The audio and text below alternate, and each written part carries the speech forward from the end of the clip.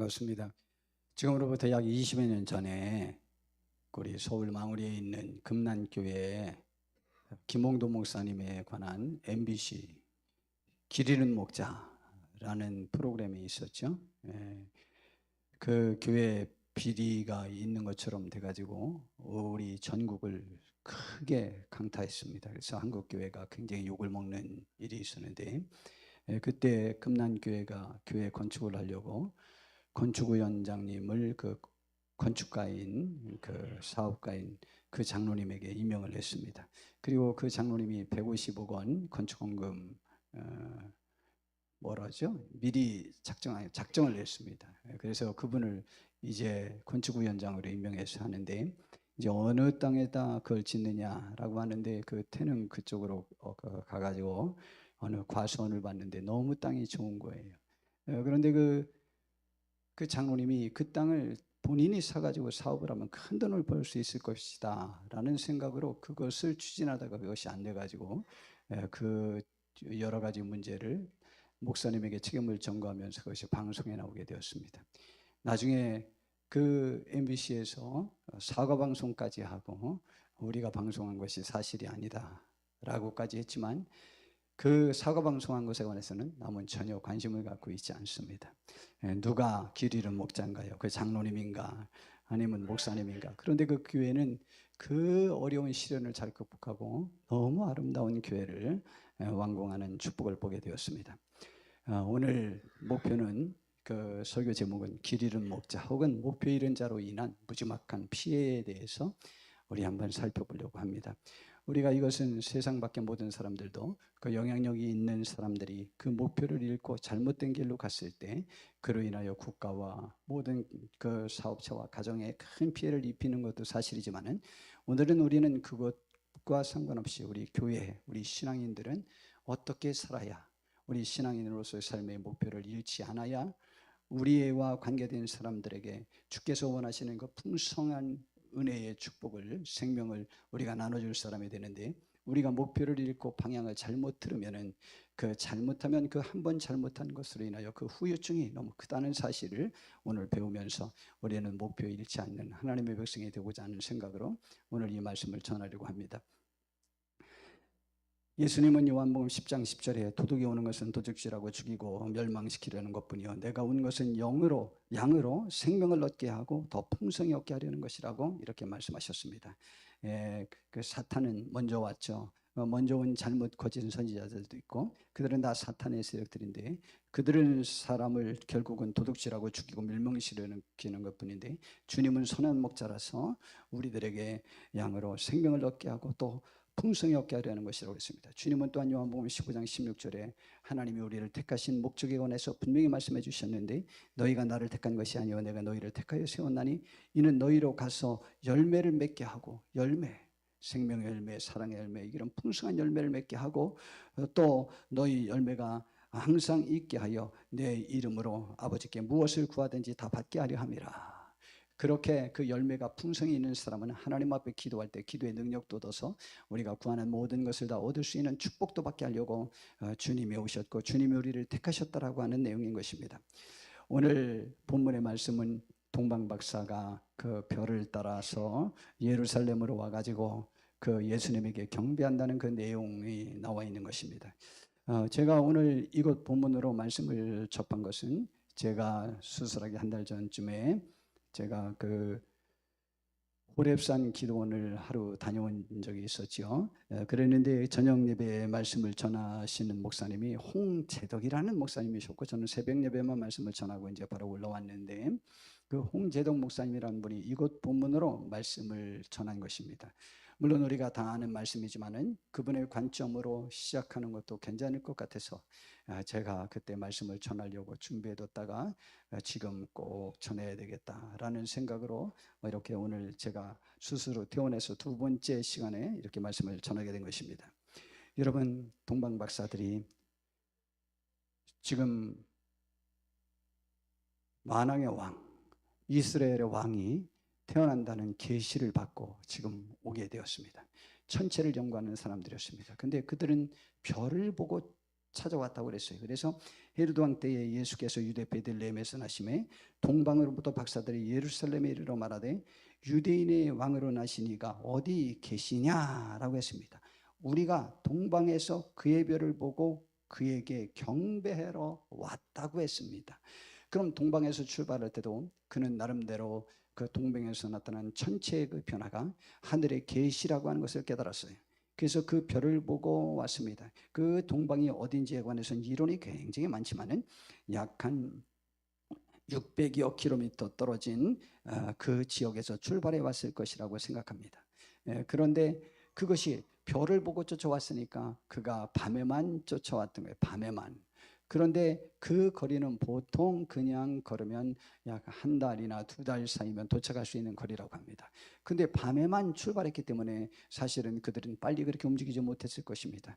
아마 잘 모르지만은 충분히 두 달 전후는 걸려서 그들이 왔던 것입니다. 그들이 올 때 그들은 뭐를 보고 쫓아왔다고요? 별을 보고. 별이 인도하는 대로 쫓아왔습니다. 그런데 그들이 예루살렘까지 왔습니다. 그런데 그들이 별을 쫓아가지 않고 그 다음에 별이 쓰는 그곳으로 가야 되는데 예루살렘에 와서 별이 있으니까 그들은 그 이스라엘의 왕은 지금 왕자가 태어난 줄 알고 예루살렘 그 왕궁으로 왕궁에게 찾아가가지고 우리가 이스라엘의 왕으로 태어난 자에게 경배하려고 동방으로부터 그 계시를 받고 왔다. 그 아들이 어디 있느냐, 왕자가 어디 있느냐, 우리가 경배하려고 하는 거예요. 그런데 헤로드 왕은요, 사실은 지금 아들을 낳지 않았거든요. 그러니까 막 이스라엘 전체가 막 소동이 일어난 것입니다. 그래가지고 난리가 난 거예요. 특별히 헤로드 왕이 제일 긴장한 거죠. 아니, 내가 왕인데, 내가 아들을 낳지 않았는데 이스라엘의 왕이 될 사람이 지금 태어났다고? 그래가지고 그 긴장된 그 마음 때문에 소동됐는데 그 본심을 감추고 그 박사들에게 말했습니다. 그 발견하거들랑 나에게 와서 말 좀 해달라고, 나도 가서 경배하려고 하노라. 그리고 전부 율법학자들에게 살펴봤더니 메시아는 어디에서 나기로 되어 있느냐? 유대 땅 베들레헴에서 난다고 나와 있다. 그렇게 해서 베들레헴쯤에서 나겠구나, 그렇게 알고 기다리고 있었습니다.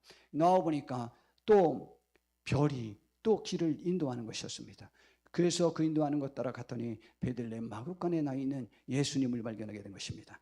그래서 박사들이 왕의 말을 듣고 갈새 동방에서 보던 그 별이 문득 앞서 인도하여 가다가 아기 있는 곳 위에 머물러 서 있는지라 그들이 별을 보고 매우 크게 기뻐하고 기뻐하더라. 집에 들어가서 아기와 그의 어머니 마리아에게 함께 있는 것을 보고 아기께 경배하고 보배 앞을 열어 황금과 유화과 모략을 예물로 드리니라. 그들은 꿈에 헤롯에게로 돌아가지 말라 지시함을 받다 다른 길 고국으로 돌아갔습니다. 그런데 이제 예수님이 요셉에게 하나님이 꿈에 현명한 것입니다. 헤롯이 아기를 찾아 죽이려고 하니까 지금 애굽으로 빨리 도망가라고 그랬습니다. 그래서 결국 애굽으로 도망갔는데 헤롯이 그 죽기까지 거기 있었는데 헤롯이 자기가 박사들에게 속은 줄로 알고 그 박사들이 와서 말했던 그 시점 전후로 해가지고 2살 이하의 아이들이 베들레헴 지역 전체에 있는 아이들을 전부 죽이고 만 것입니다. 이것을 홍재동 목사님이 이렇게 말씀을 전하시더라고요. 그의 목표는 별을 보고 가야 될 사명을 갖고 별이 안내하는 대로 가야 되는데 왜 예루살렘에 와서 별을 놓치고 별이 지시하는 대로 안 하고 자기의 생각대로 왕궁에서 이스라엘 왕이 태어날 것이라고 생각해서 왕궁으로 가서 그 수많은 어린이 아이들을 죽게 만드느냐라고 하는 것입니다. 여러분, 목표를 잃은 한 사람으로 인하여 이러한 소동이 일어났다고 하는 것입니다. 역사는 이러한 일이 얼마나 많은지 모릅니다. 여러분, 가장 큰 비극이 어디로부터 시작되느냐면 하나님이 천지를 창조하시고 에덴 동산이라는 천국과 비슷한 동산을 만들었습니다. 그곳에서는 부족함이 없는 곳이었습니다. 그곳에서 아담과 하와는 하나님과 직접 대화를 하면서 하나님과 교제하고 정말 복 있는 삶을 살고 있었습니다. 그리고 먹을 것도 다 있고 거기는 죄가 없는 것이요. 저는 제일 좋은 것이 먹을 것 많다 뭐 그런 것이 중요한 게 아니에요. 저는 죄가 없다는 것이 그것만큼 좋은 것이 없어요. 죄가 없는 것이 제일 행복한 것입니다. 여러분, 죄가 있으면 우리가 이 세상에서 가장 부자가 되어도 불행하고, 죄가 있으면 우리가 가장 건강해도 불행하고, 죄가 있으면은 우리가 이 세상 모든 것을 소유했다고 하더라도 행복하지 못합니다. 죄가 있는 사람은 싸우고 다투고 불안과 여러 가지 증상들이 우리를 만드는 거예요. 그래서 저는 죄가 없다는 것이 가장 좋아요. 그래서 우리 하나님의 백성들은 하나님 안에서 거룩하게 사는 귀한 백성들로 부름받은 거예요. 이것만큼 축복된 것이 없어요. 우리들의 삶의 삶 속에서 우리들의 생각과 목표하고 계획하는 것들이 악하지 않는 축복된 하나님의 백성들이 되게 하려고 우리를 불러주신 거예요. 꼭 그렇게 하는 우리 성도님들, 제가 다 이렇게 될 수 있게 되기를 진심으로 바랍니다. 그런데 아담과 하와는, 하루는 하와가 혼자 있었어요. 혼자 있는 거 굉장히 위험합니다. 혼자 있었는데 그 사탄이 와서 물어봤어요. 그 선악과를 왜 먹지 말라고 그랬냐? 그랬더니 죽을까 봐 먹지 말라고 그랬다. 그랬더니 사탄이, 거짓말하는 사람들은, 사기꾼들은 말이 굉장히 강하다고 그랬죠. 결코 죽지 아니하리라. 그걸 먹으면 오히려 너희들의 눈이 밝아져서 하나님과 같아질까 봐서 하나님이 먹지 못하게 한 것이다. 사람의 그 자존심을 건드린 거예요.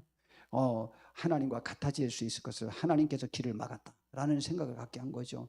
그래서 눈이 밝아져서 죄를, 선과 악을 구별할 수 있는 사람이 하나님과 동등해질까 봐. 그래서 이 세상의 모든 죄악은요, 자기의 위치를 깨닫지 못하고 하나님의 권위에 도전하고자 하는 자신의 인권, 자신의 자유, 자신의 권리를 주장하면서 하나님도 우리와 동등한 대상으로 보고자 하는 그 모든 사상으로부터 모든 악이 이 세상에 다 들어오게 되는 것이고, 지금도 우리를 파멸에 인도하는 모든 것들은 하나님을 거역하고 하나님을 말씀대로 살지 않고 내 마음대로 사는 것이 내 삶에 더 축복이라는 생각을, 더 즐거움이라는 생각을, 하나님이 거추장스럽다는 것을, 나의 행복을 방해하는 것으로 생각하게 하는 이 사탄의 생각이 우리를 지배할 때 우리는 사실은 파멸하는 것입니다. 그런데 하와는 그 말을 듣고 그것을 따먹었습니다. 결국 따먹었는데 그 결과가 뭡니까?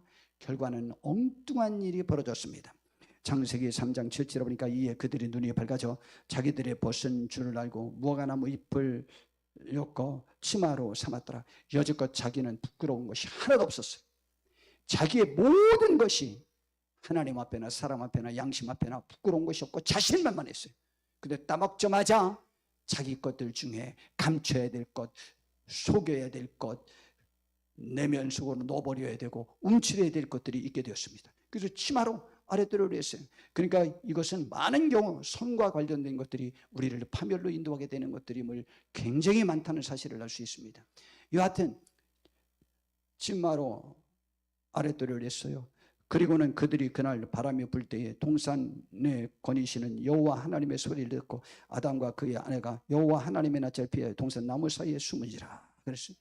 이것은 우리가 자주 말하는 심리학적으로 자기 토굴로 들어간다고 그랬죠. 자기 자신이 없고 자기를 내놓을 수 없으니까 사람들과 담을 쌓고 이제 그 안에 들어가 가지고 이제 자기 혼자 자기 토굴에서 자기를 저주하면서 자기를 미워하면서 다른 사람들을 미워하면서 다른 사람들 접할 용기가 없으면서 삶의 용기를 잃어버리는 그러한 사람들로 점점 변해가는 거예요. 이것이 죄의 특성인 것입니다. 사탄의 특성인 것입니다. 그래서 그렇게 돼버렸어요. 기쁘긴 뭐가 기쁩니까? 하나도 안 기뻐요. 그런데 하나님이 물어봤어요. 하나님이 아담을 부르시며 그에게 이르시되 네가 어디 있느냐 이르시되 내가 동산에서 하나님의 소리를 듣고 내가 벗었으므로 두려워하여 숨었나이다. 우리는 주의 음성 듣고 싶어서 지금 매번마다 기도하지 않습니까? 주님 내 기도를 들어주시옵소서. 나에게 나타나 주시옵소서. 나와 함께 해주시옵소서. 우리는 빛 가운데 있음을 하나님 앞에 보이는 것입니다. 그런 기도를 하고 나의 연약함을, 나의 죄악에서 벗어나서 주님 만나게 해주시옵소서. 주님 뵙게 하옵소서. 주님 축복 주시옵소서. 주님과 교제하게 하옵소서. 성령을 주시옵소서. 이렇게 하면 우리들 속에 있는 죄악이 물러나고 악이 물러나고 우리에게 참 자유와 평안이 이르게 되고 성령님이 우리를 지배하게 돼서 하늘의 기쁨을 맛보게 해주시는 것입니다. 그런데 지금 여하튼 죄가 들어오니까 하나님이 두려운 거예요. 하나님의 음성도 두려운 거예요. 그래서 숨은 거예요. 그래서 결국 그들에게 벌을 줬습니다. 여자에게 벌을 줬습니다. 16절에 보니까 내가 임신하는 고통을 크게 더하니 내가 수고하고 자식을 낳을 것이며 너는 남편을 원하고 남편은 너를 다스릴 것이니라. 이것을 공동번역에서 너는 남편을 손아귀에 넣고 싶겠지만 너는 내 남편의 손아귀에 들리라. 이래서 부부가 가장 행복하고 가장 기뻐해야 되고 가장 기뻐했었던 대상이 서로 상대방을 내가 주무르고 싶은, 손아귀에 넣고 싶은, 내가 조종하고 싶은 그 다툼이 남자와 여자 속에서 한 번도 어느 편도 지지 않고 똑같이 싸우는 그러한 그 불행이 이제 있게 되리라 그랬습니다. 이러한 불행이 있어도 우리는 성령님이 임하고 주의 말씀이 임하고 주의 뜻대로 살려고 하고 주의 빛이 우리에게 임하면 우리가 서로 남편과 아내가 서로 존경하고 서로 사랑하고 서로를 위하고 서로를 위해서 내가 보탬이 되고자 하는 그런 생각으로 평화의 부부가 형성될 수 있는 것입니다. 우리는 빨리 그것으로 들어와야 되는 것이죠. 아담에게 이르시되, 대신 아담에게는 또 벌을 줍니다. 내가 네 아내의 말을 듣고 내가 네게 먹지 말라 한 나무의 열매를 먹었은즉 땅은 너로 말미암아 저주를 받고 너는 평생에 수고하여 그 수산을 먹으리라. 예, 여지껏 일어나도 먹을 수 있었는데 이제 남자들은 굉장히 고생을 할 것이라는 것입니다. 일하기 위해서. 예, 그러면서 그 일하면 되느냐? 땅이 내게 가시덤불과 엉겅퀴를 낼 것이라. 내가 먹을 것은 밭의 채소인즉 내가 흙으로 돌아갈 때까지 얼굴에 땀을 흘려 먹을 것을 먹으리니 내가 그것에서 취함을 입었으므로 너는 흙이니 흙으로 돌아갈 것이니라. 근데 열심히 일을 해도 그것을 방해하는 것이 있다는 거예요. 여러분, 농산물이 풍성하면 더 농사 짓는 분들이 더 부자 될 수 있다고요? 아니요. 더 가난해져 가지고 그 값이 폭락해 가지고 막 경운기로 파업잖아요. 그러면은 여러분 공장에서 제품 많이 만들어내면은 여러분이 더 부자 될 수 있습니까? 제품 많이 만들어 놓으면 그게 팔로가 없어가지고 도망갑니다. 여러분 많이만 만들고 생산할 수 있다고만 해서 부자가 되는 것이 아닙니다. 여러분 그 방해하는 것들이 있습니다. 이것도 사탄입니다. 우리도 우리들의 삶을 방해하는 이 사탄의 세력을, 악의 세력을, 죄의 세력에서 벗어나서 우리들의 가정 경제도 회복되는 축복이 있기를 진심으로 바랍니다. 여하튼 이런 무지막한, 그리고 사람은 죽게 되었습니다. 그리고 에덴동산에서 쫓겨났어요. 인류에게 그 다음부터 이 불행이 아담과 하와의 범죄로부터 왔다는 사실이 얼마나 중요한 것인지 모릅니다. 그 다음에 아브라함이 있습니다. 아브라함은 믿음의 조상이라고 합니다. 하나님이 그를 75살 때 그의 아내 사라가 65살 때 그를 불렀습니다. 그들이 자녀가 없었습니다. 그런데 창세기 12장 1절부터 보니까 여호와께서 아브라함에게 이르시되 너는 너의 고향과 친척과 아버지 집을 떠나 내가 내게 보여줄 땅으로 가라. 내가 너로 큰 민족을 이루고 내게 복을 주어 내 이름을 창대하게 하리라. 그리고 너는 복 자체가 될 것이다 라고 말했습니다. 그래서 이 아브라함을 축복하는 자에게 축복하고 저주하는 자에게 저주하는 그러한 놀라운 하나님의 보호하심과 인도하심이 함께 하실 것이라고 약속했어요. 아브라함은 아들이 없었기 때문에 큰 민족이 이루겠다는 그 약속이 너무 좋아서 그건 아들 주고 대대우선 번창할 것이라는 약속 아니요. 그것이 너무 좋아가지고 그냥 그 즉시로 떠나버렸어요. 그 믿고 떠났어요. 떠났는데 창세기 16장에 보니까요, 이제 나왔는데 10년이 지났는데도 아직 아기가 생기지 않는 거예요. 75살에 나왔는데 85살 되고 저 사라는 75살 되고, 그러니까 누가 겁이 났느냐? 사라가, 저 아브라함의 아내 사레가 겁이 났어요. 그래가지고 이러다가 아기 못 나면 어떠느냐. 그래서 그때 풍습에 따라서 그 아기 못 나면 굳이 말하면 첩을 두어서 아기를 낳는 경우가 있으니까 자기의 몸종 애굽 사람 하갈이 있으니까 하갈과 동침해서 아기를 낳아 그랬어요. 그랬더니 아브라함이 그 즉시로 잠자리에 들었죠. 여러분, 그 아내가 그렇게 간절히 나를 좀 살려달라고, 저 여자와 당신은 같이 살고 첩이 되라고 내가 뭐라고 안 할 테니까 그렇게 하라고 그러면 안 할 남자 어디 있겠습니까? 하나님께 감성금, 여지껏 했던 평생 했던 것보다 더 많이 하나님께 감성금하면서 그 즉시로 잠자리에 들 것 아니겠습니까? 아브라함이요, 생각도 안 하고 그 즉시로 잠자리에 들었어요. 그런데 임신했어요. 임신했는데 문제가 발생했어요. 사라가 하갈이 임신하자마자 자기가 임신한 줄을 알고 그의 여종 사라를 멸시하기 시작한 거예요. 저는요, 이러한 사실이 너무 아파요. 내가 임신한 줄을 알았을 때는 본부인에게 좀 미안한 마음이라도 가져야 되는 것 아니에요? 근데 전혀 그런 마음을 갖지 않아요. 그리고 오히려 멸시했어요. 그러니까 학대를 했어요. 그러니까 사례가 학대를 하니까 그 학대를 못 잊어서 도망쳐 나와서 죽게 될 지경이 됐어요. 그래서 막 하나님 앞에 부르짖어 울으니까 하나님의 천사가 나타나서 너는 다시 돌아가서 그 수하에 복종하라. 근데 내 부르짖음이 나에게 상달되어서 그 기도가 응답되어져서 아기를 낳으니 그는 하나님의 기도에 응답하셨다는 뜻인 이스마엘이라고 하라. 그렇게 이름을 줘줬어요. 예, 그렇게 하고 이제 그가 다시 또 들어왔습니다. 들어와서 또 사는데 이제 그 이후에 또 13년 후에 아브라함이 아들을 낳았어요. 아브라함 100세 때에, 또 사라 90세 때에 아들을 낳은 거예요. 그때 이스마엘 나이는 이제 14살이 됐어요. 그때 아들을 낳은 거예요. 그러면은 그 이삭을 낳는데 이게 정말 답답한 일이에요. 조금만 좀 참았으면 됐을 것을, 하나님의 약속의 말씀을 붙잡고, 한번 붙잡고 끝까지 갔으면 되는데 중간에 그래가지고 문제가 생겼어요. 그래서 이삭이 났습니다. 그래서 젖될 때가 되어서 젖되는 잔치를 하고 있는데, 이스마엘이 열등감으로 인하여, 그 자존심 상한 것으로 인하여 그 자기 이복 동생인 이삭을 그가 희롱했어요. 그것을 사라가 봤어요. 또 견딜 수가 없게 된 거예요. 그래서 아브라함에게 말했어요. 저 계집종과 계집종의 아이를 쫓아내라는 것이죠. 그 이삭과 그 이스마엘이 본래 하나님이 약속하신 대로 유업을 같이 받을 수 없다고 그러지 않느냐. 아브라함이 너무너무 근심했어요. 그랬더니 하나님이 나타나서 말씀을, 근심하지 말라. 그 사라의 말을 들으라. 그 계집종과 계집종의 아이를 내쫓으라는 것이죠. 그 대신 네가 걱정하니까 이스마엘도 큰 민족을 이루게 해주겠다라고 약속해서 그가 쫓겨나게 되었습니다. 여러분 어떻게 생각하십니까? 저는요, 참 전체가 악해요. 저는 잘못은 사라가 있지만 하갈이 그렇게 하면 안 되죠. 여러분, 하갈이 그랬더니 그 아들 이스마엘도 그렇게 해요.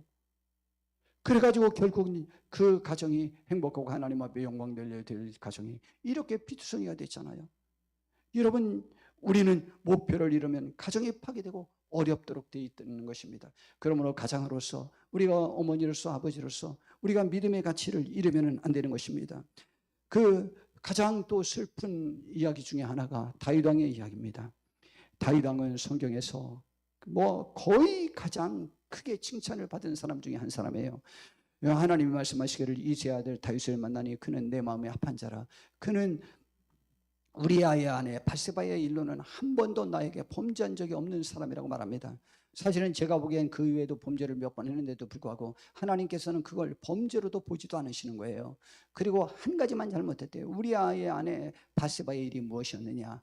다윗 왕은요, 전쟁에 매번 참석했던 사람입니다. 그리고 전쟁에 그가 참여해서 그가 한 전쟁 중에서는 평생에 한 번도 안 진 전 세계 유일한 사람일 것입니다.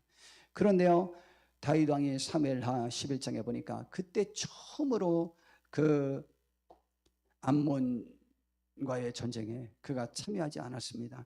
그래서 이제 참석하지 않고 이제 요압 장군이 총지휘해야 하는데, 그가 하루는 저녁에 궁궐 옥상에 이렇게 올라서 저녁에 궁궐 옥상에 올라가고 있는데 옆에서 목욕하는 바세바라는 여인이, 어떤 여인이 있는데 너무 예뻐 본 거예요. 그래서 알아봤더니 우리아라는 지금 전쟁터에 나가 있는 군인의 아내라고 하는 거예요. 그래서 불러들였어요. 그리고 동침했어요. 아니, 왕이 부른다고 그 즉시 와서 잠을 잡니까? 여러분,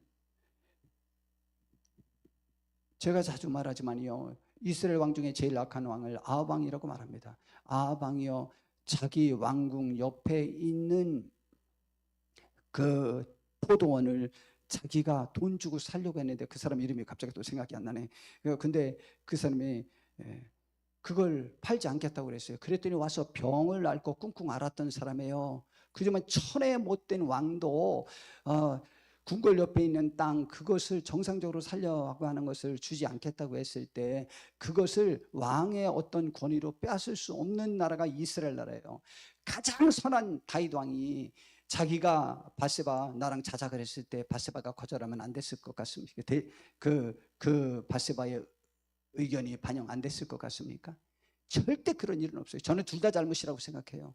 그러나 하나님은 위력에 의한, 누가 더 하나님에게 더 가까운 사람이냐, 이거에 중요한 거예요. 그래서 했는데 임신을 해버렸어요. 그래서 임신한 것을 속이려고 그 우리아를 불러들여서 술을 먹이고 전쟁 소식을 묻는 채하고 그 집에 가서 자라고 했는데, 그게 궁궐 수비대와 이틀이나 자는 거예요. 그래서 이 방법대로 안 되겠다 해서 편지를 써가지고 요압 장군에게 편지를 써서 가장 심한 전쟁에 참여했다가 뒤로 빠져서 우리아가 적군의 칼에 의해 죽게 하고 죽거들 나는데 정갈로 보내라. 그래서 죽인 거예요. 그래서 우리아가 죽고 나자 장사를 지냈어요. 그리고 장사 지내고 난 다음에 그 다윗 왕이 밧세바와 결혼을 했어요. 그리고는 아기를 낳은 거예요. 그런데 이 일에 대하여 그 뭐라고 말했느냐, 여호와 보시기에 악하였더라. 전에 개역성경에서는 여호와 보시기에 괘씸하였더라 라고 이렇게 기록돼요. 괘씸한 거예요. 너무 괘씸한 거예요. 그래서 나단 선지자를 보내서 하나님이 이 다윗 왕에게 복을 줍니다.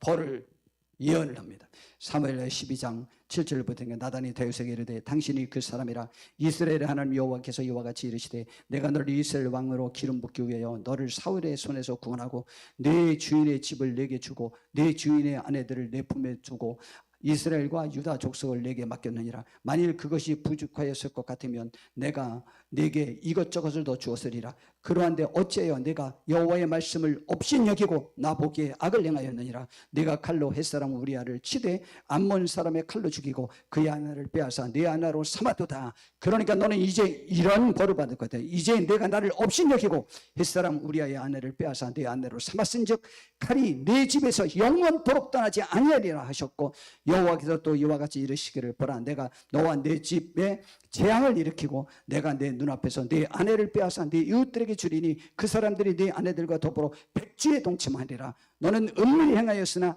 나는 온 이스라엘 앞에서 백주의 이 일을 행하리라 하셨나이다 하니 다윗이 나단에게 말했어요. 내가 여호와께 죄를 범하였노라 하매 나단이 다윗에게 말하되 여호와께서도 당신의 죄를 사하셨나니 당신이 죽지 아니하려니와 너를 죽이진 않지만 그 벌은 이제 임할 것이다 라고 말했습니다. 여러분, 우리는 우리의 죄가 용서받을 수는 있지만 그 후유증이 있다는 사실을 명심하셔야 됩니다. 이 일로 말미암아 여호와의 원수가 크게 비방할 거리를 얻게 하였으니 사탄이 조롱할 거리를 제공했으니 당신의 낳인 아이가 반드시 죽으리라. 그리고 나단이 집으로 갔습니다. 곧 이 아이가 난 지 한 달 만에 죽습니다. 그리고 세자 암논이 이복 누이 동생 다말을 겁탈합니다.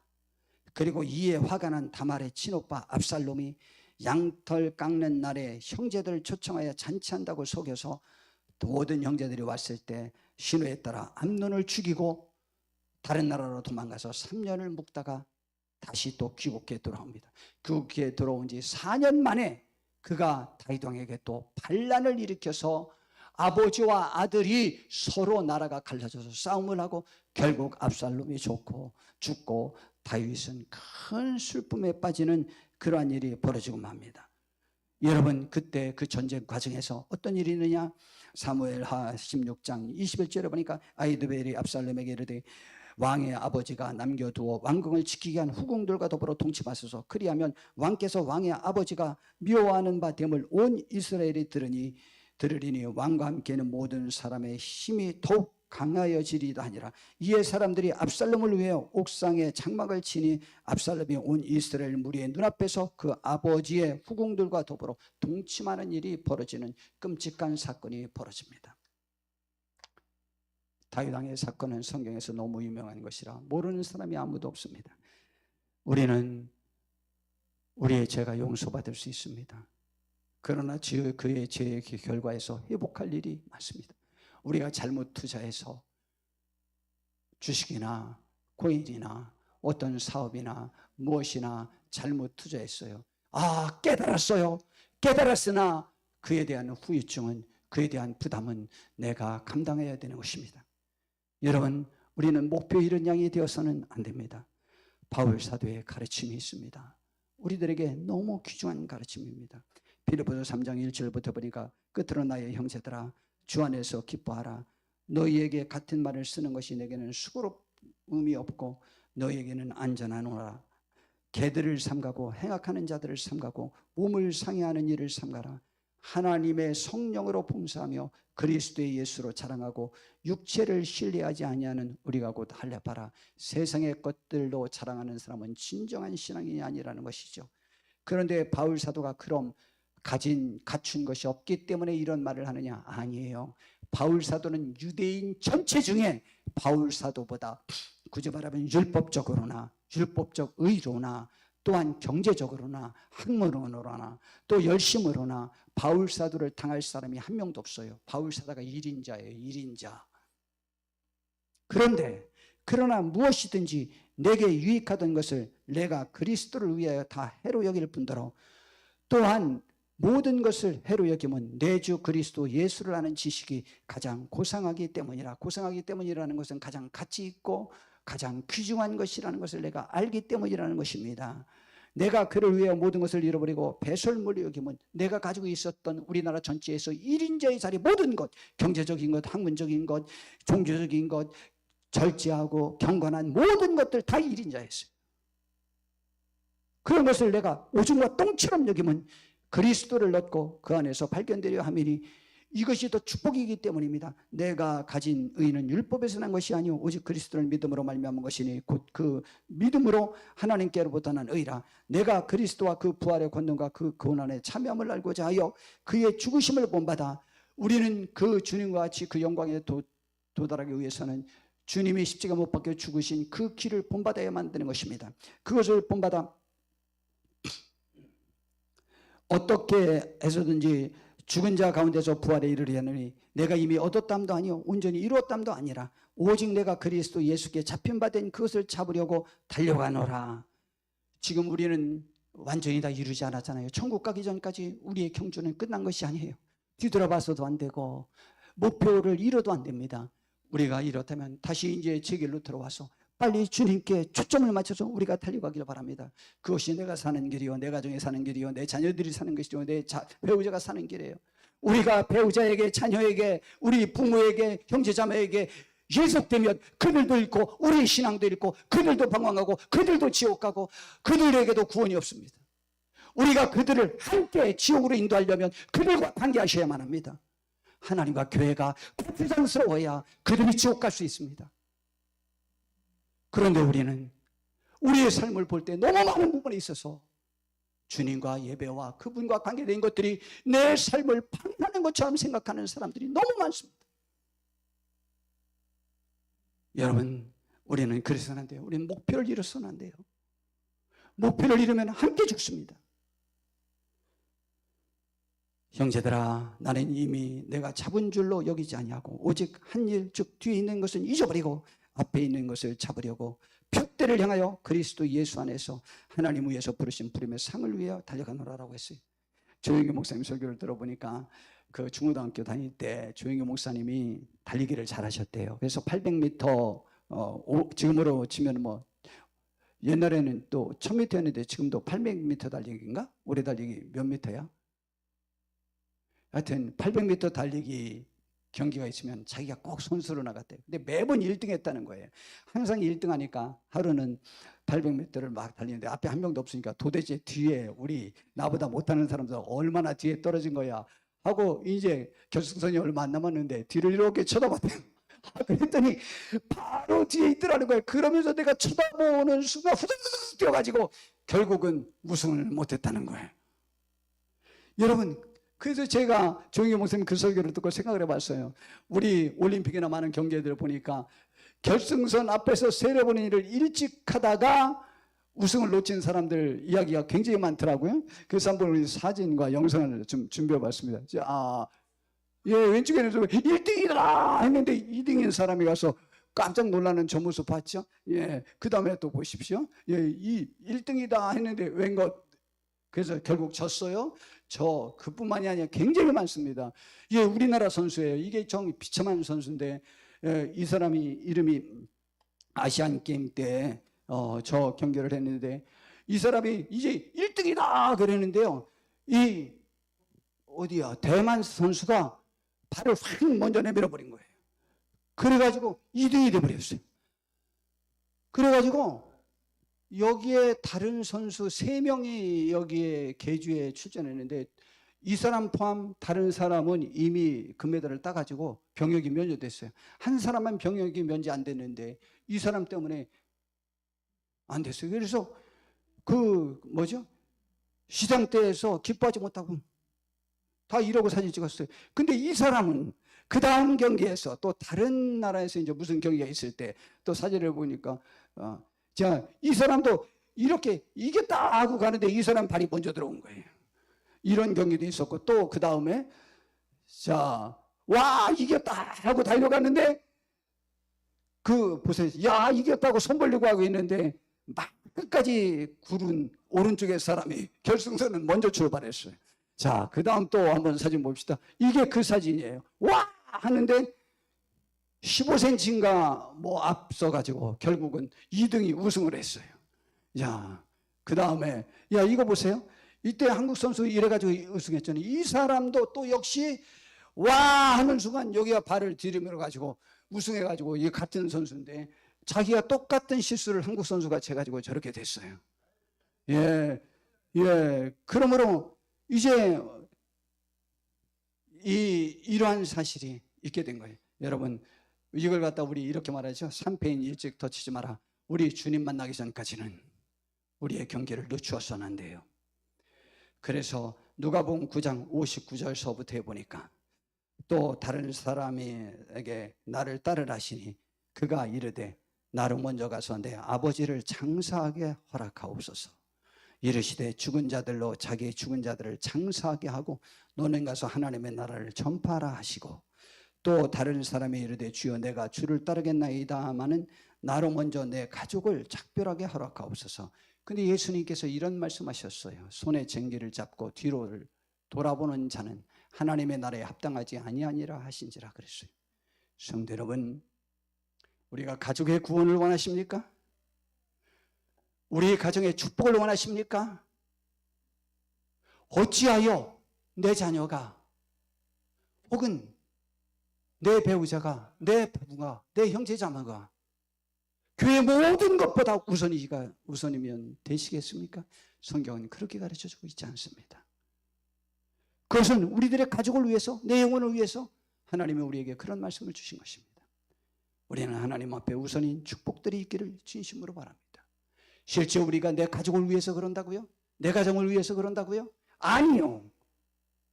거의 많은 경우는 나의 즐거움 때문에 그곳에 예속되는 것입니다. 우리의 가치가 주님 앞에 예속되어지기를 진심으로 바랍니다. 우리의 시민권은 하늘에 있습니다. 17절부터 보니까 형제들아 너희는 함께 나를 본받으라. 바울 사도가 빌립보서 3장에서 계속 말하는 것입니다.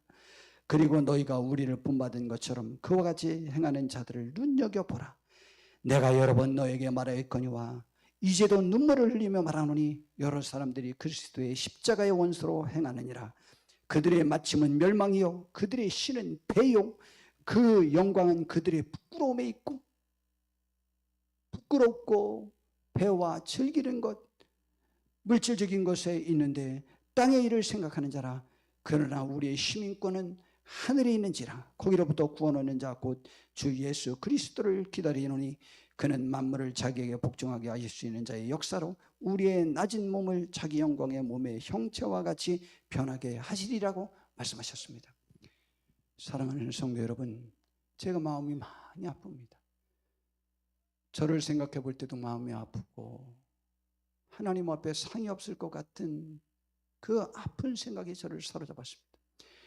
우리 성도님들을 볼 때 너무 많은 분들이 하나님 앞에 예속되어지지 못하고 나의 편리함과 약간의 유익과 남과 같이 웃고 있는 그 자리가 우리 하나님 앞에서는 얼마나 비참하고 초라한 자리인 줄 모르시고, 주님과 함께 할 수 있는 그 자리에, 그 시간에 주님과 함께 하지 못하고 교회와 함께 하지 못하고 내 사랑하는 가족들과 함께하여 내 가족들을 지옥으로 인도하는 우리들의 심정을 볼 때 그것이 초라하고 마음 아픈 것은 생각하지 못하고 우리가 우리의 많은 것들을 다른 것에서 시간을 보내면서 우리가 목표 없는 사람처럼 사는 그 모습이 저의 마음속에서는 사실은 너무 아픕니다. 그리고 그 책임이 꼭 나에게 있는 것 같고 주의 성령이 우리를 지배하지 못하는 것 같고 그러한 생각을 갖게 되었습니다. 성도 여러분, 이제 우리 하나님 앞으로 돌아서 봅시다. 그리고 우리의 목표가 흔들리지 않았으면 좋겠습니다. 목표를 향하여 굳게 달려가는 저와 우리 모두가 되어서 그 영광 나라에서 주님과 함께 모든 것들을 다스리는 일에 동참할 수 있는 왕의 백성들로 함께 할 수 있는, 왕의 아들들로 함께 할 수 있는 그 축복에 동참하는 우리 모두가 되어야 되지 않겠습니까? 특별히 우리들의 가족이 그곳에 동참되어야 되지 않겠습니까? 왜 그들을 응원해 주러 그곳에 갑니까?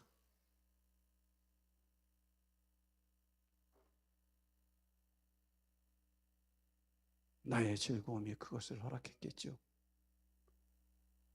우리는 주의 말씀과 주의 가치가 나의 자랑과 즐거움이 될 수 있는 큰 은혜가 있기를 진심으로 바랍니다.